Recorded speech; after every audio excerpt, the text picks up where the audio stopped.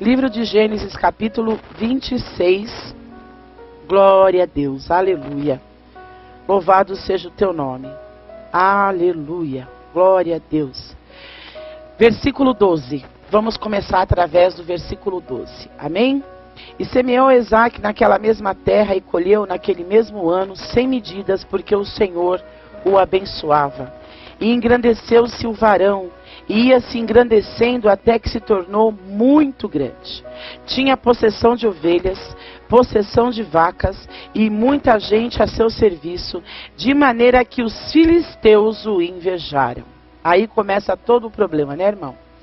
E todos os poços que os servos de seu pai tinham cavado nos dias de Abraão seu pai, os filisteus entulharam e encheram de terra. Disse também Abimeleque a Isaque: aparta-te de nós, porque muito mais poderoso te tens feito do que nós. Então Isaque foi-se dali e fez o seu assento no vale de Gerar e habitou lá. E tornou Isaque e cavou os poços de água que cavaram nos dias de Abraão seu pai, e que os filisteus taparam depois da morte de Abraão, e chamou-os pelos nomes que o chamara seu pai. Cavaram, pois, os seus servos Isaque naquele vale e acharam ali um poço de água vivas. Eu quero que você compreenda. A palavra, ela está no singular e no plural, certo? Então, cavou Isaque novamente e acharam ali, presta atenção, um poço, plural, singular, de águas vivas. Não foram 20 poços de água, foi um poço de águas vivas. E essa é a diferença dos que servem e dos que não servem.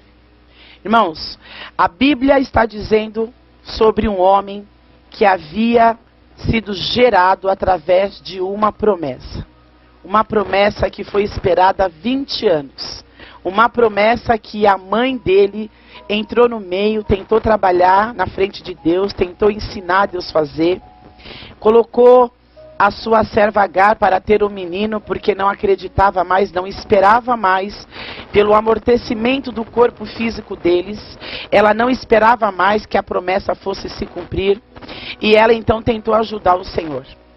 Mas a palavra diz que havia uma promessa sobre a vida de Abraão, e esta promessa era que ele teria um filho, e que ele olhasse para o céu e visse todas as estrelas da terra, se podia contar, e olhasse para a areia do mar, e Deus perguntou: podes tu contar a areia, quantos grãos tem aí? Pode tu contar quantas estrelas tem no céu?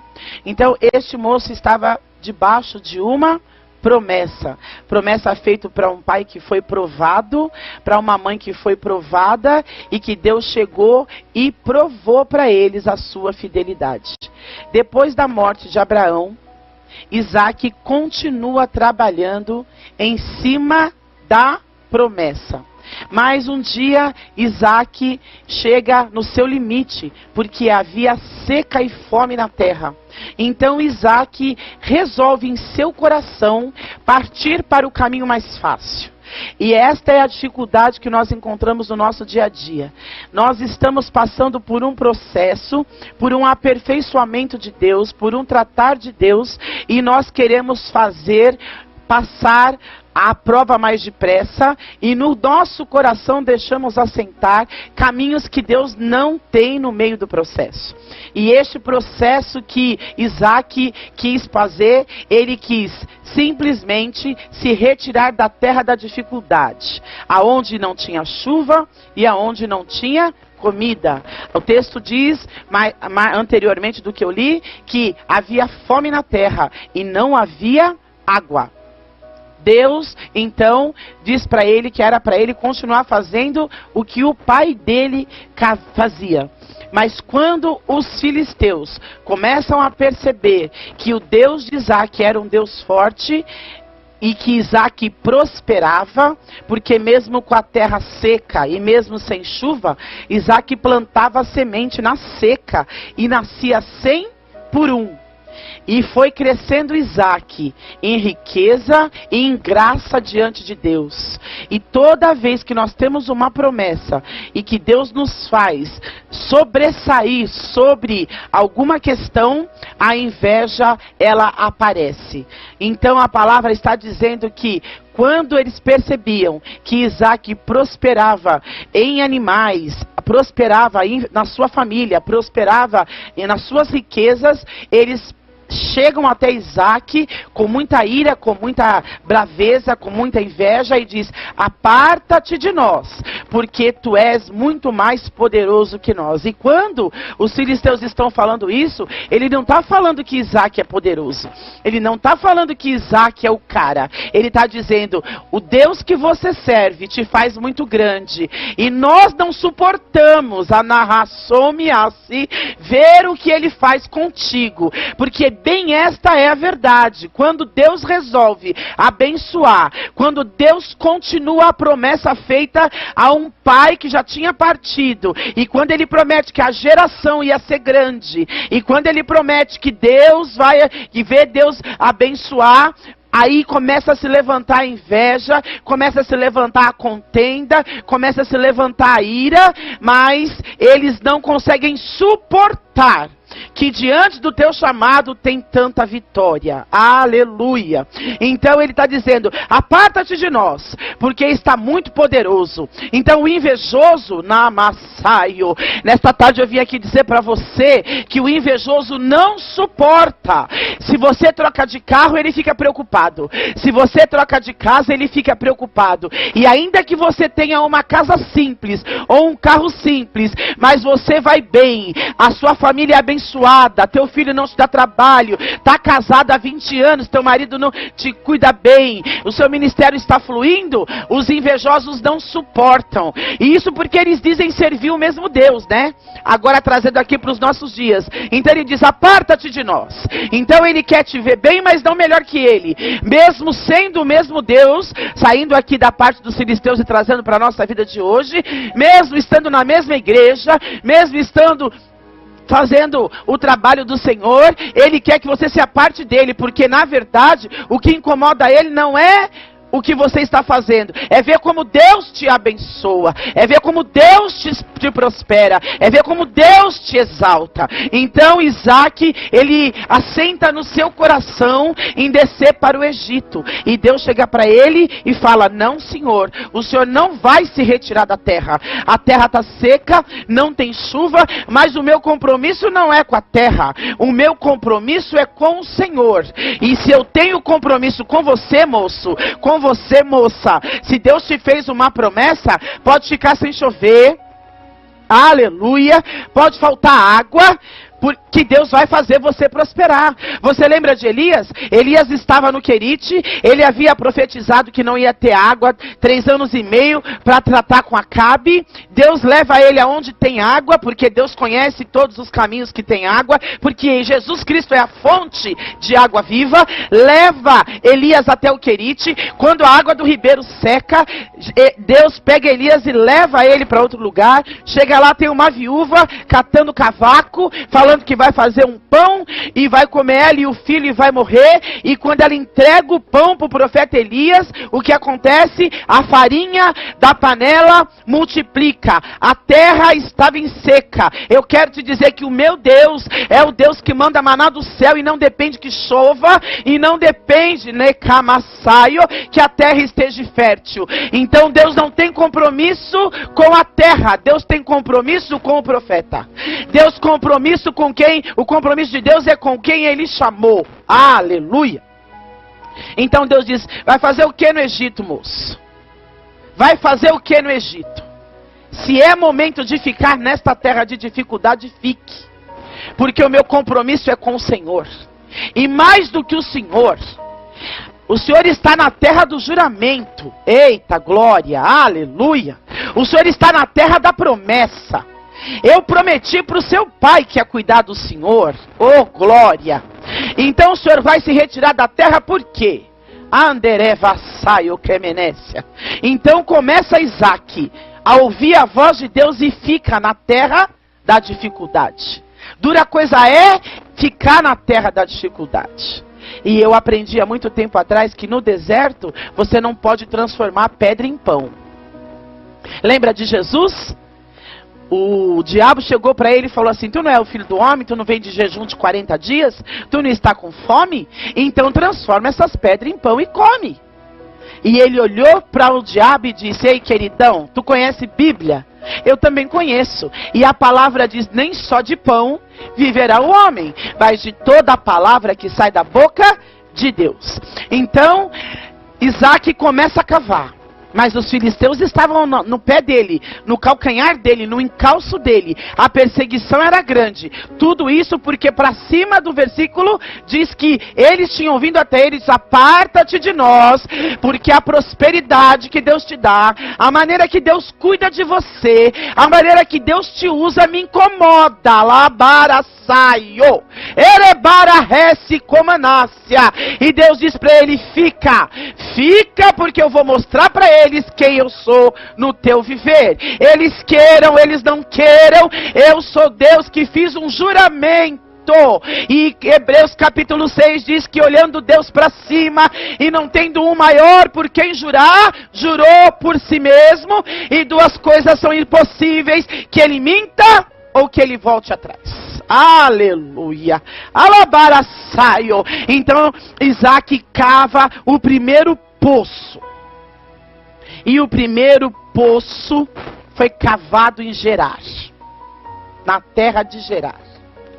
E o significado do primeiro poço entulhado pelos filisteus é poço de contenda. Poço de contenda. Cava Isaac o primeiro poço e os filisteus vêm contender com ele. Mas Isaac era crente.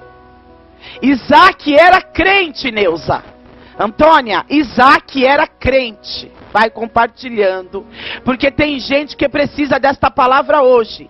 Então Isaac se retira, desce mais um pouquinho e vai e cava um segundo poço. Porque o primeiro poço que ele abriu em Ezeque foi um poço de contenda. Os filisteus vieram e entulharam. Isaac era crente, não discutiu, se retirou. E aqui conjecturando, eu creio até que ele fez um sorrisinho no canto do lábio, assim, dizendo: coitado deles. Desceu Isaac mais para baixo e cavou um outro poço. E botou Isaac o nome do poço de Sitna. E Sitna quer dizer o poço da inimizade. Ah, meu Deus. O poço da inimizade. E mais na raiz do significado do poço, lá na raiz mesmo, no original está escrito: raiz de Satanás, era o nome do poço. Sabe por que ele pôs esse nome? Porque vieram os filisteus e entulharam o poço de novo. Contenda, inimizade, raiz de Satanás. Porque contenda, inimizade e inveja é raiz de Satanás. E desce mais um pouquinho Isaac e cava mais um poço, que ele põe o nome de Reobote. E este poço significa lugar espaçoso, lugar de prosperidade. Aleluia. Mas vêm os filisteus e entulham esse poço também.